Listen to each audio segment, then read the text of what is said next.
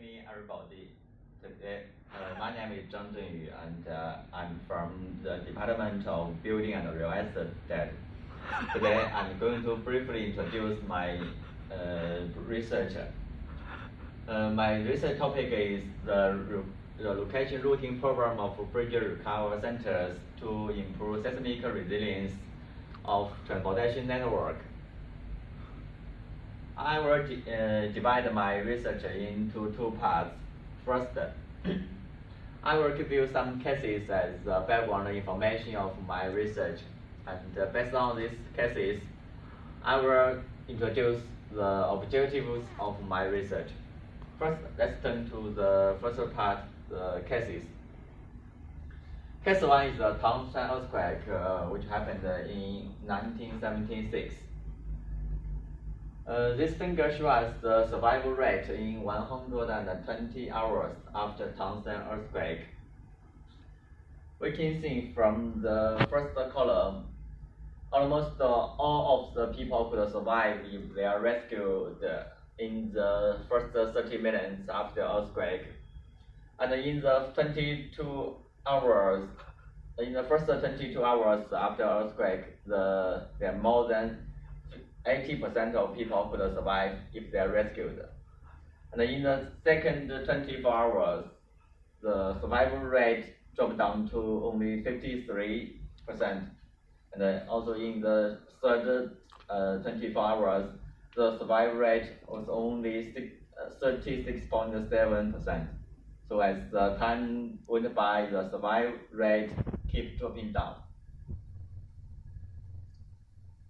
The case 2 is the Hansen earthquake, which happened in 1995 in Japan.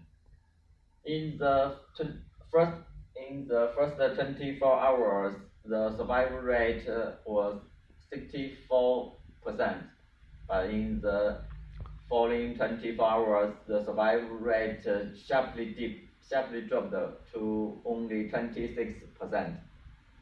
So we can see the same trend of the survival rate in the Hansen earthquake. The last case is the Wenchuan earthquake. The survival rate for Wenchuan earthquake is just similar, is much lower than the Tangshan earthquake. Even the more people died during the Tangshan earthquake. You can see in the first 8 hours, there are 47% of people could survive if they are rescued.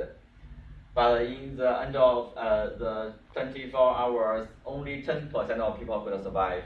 And in the third 24 hours, only 1% of people could survive if they are rescued. So from these three cases, we can conclude that after earthquake, the government should rescue people as soon as possible. But things are not always goes right. During the Wenchuan earthquake, we can see the transportation network seriously damaged. We can see from this row that more than 50% of the transportation network damaged. So the damaged transportation network could increase the difficulties and the travel times for the emergency cars from the hospitals to the ruined area. So the damaged transportation network could increase the casualties. So the government make a plan about repairing the main transportation networks to make sure the rescue workers and the reliefs would be sent to the hazard area.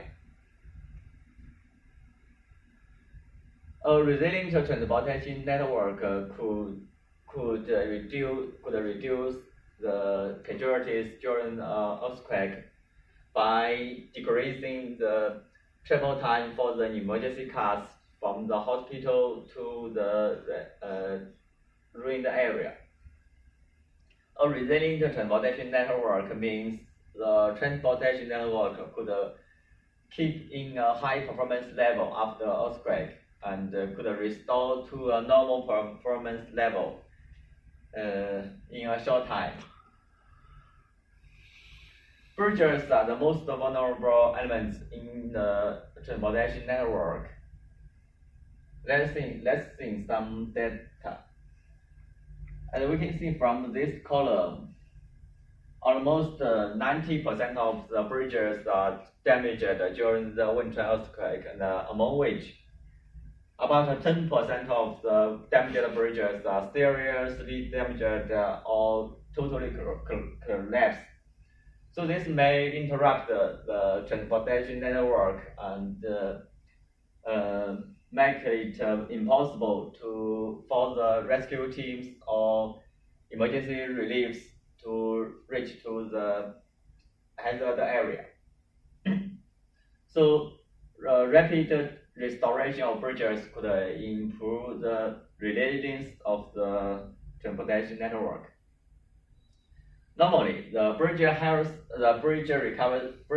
center used to inspect and maintain bridges to keep bridge serviceability over its design performance level. And after the earthquake, the bridge recovery center could inspect the bridge damage status and repair damaged bridges. So the location of the recovery center, the reasonable location of the recovery center, and reasonable vehicle routings for the emergency cars from the hospital to the ruined area could speed up the bridge bridge restoration. So the objectives of my research are first, optimizing the number and location of bridge recovery centers, and then optimizing vehicle routings for bridge inspection and repairing. To achieve these two objectives, I will minimizing the total cost for bridge inspection and then minimizing the travel time for bridge inspection and repairing after disasters. So that's all about my research. Thank you.